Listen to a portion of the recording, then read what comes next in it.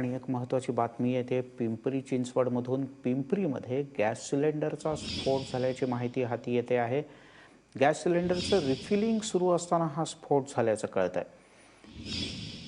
संध्याकाळची ही घटना आहे। इथं तातडीनं अग्निशमन दलाला पाचारण करण्यात आलं। सध्या परिस्थिती काहीशी नियंत्रणात असल्याचं कळत आहे। पिंपरीतली ही घटना, एका ठिकाणी गॅसचं रिफिलिंग सुरू होतं आणि रिफिलिंग सुरू असतानाच अचानकपणे गॅसचा स्फोट झाला।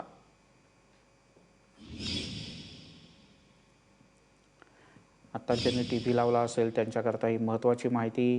पिंपरीतली एक घटना समोर येते आहे एका सिलेंडरच्या स्फोटाची।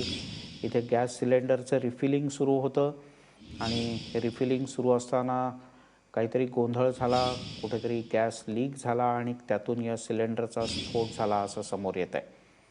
यात नेमकी नाझीम मुल्ला आपले प्रतिनिधी आपल्यासोबत आहेत। नाझीम, काय माहिती आणखी? मिलिंद, साधारण 6:45च्या दरम्यान हा स्फोट जो आहे तो या ठिकाणी एका दुकानात झाला होता। त्या ठिकाणी गॅस रिफिलिंग जे आहे ते केलं जात होतं। घरगुती गॅसमधून छोट्या गॅसमध्ये त्या ठिकाणी रिफिलिंग या ठिकाणी सुरू असतानाच हा स्फोट या ठिकाणी झालेला आहे आणि या स्फोटानंतर अगदी शेजारीत असणाऱ्या एका बेकरीला देखील यातून आग लागलेली आहे। स्वीट मार्ट होतं आणि या आगीमध्ये एक जण होरपळून जो आहे त्याचा जागीच या ठिकाणी मृत्यू झालेला आहे। आपण दृश्यामध्ये देखील पाहू शकतोय की कशा पद्धतीने हे एकापाठोपाठ एक असे 3 ते 4 गॅसचे जे आहे ते स्फोट झालेला आहे।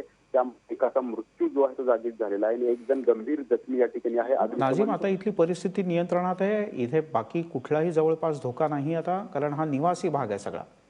निश्चितपणे निवासी भाग आहे आणि त्या ठिकाणच्या इतर ठिकाणी कुठल्याही घराला कुठल्याही प्रकारचा धोका नसल्याचं या ठिकाणी अग्निशमन दलाकडून सांगण्यात आलेलं आहे। मिलिंद,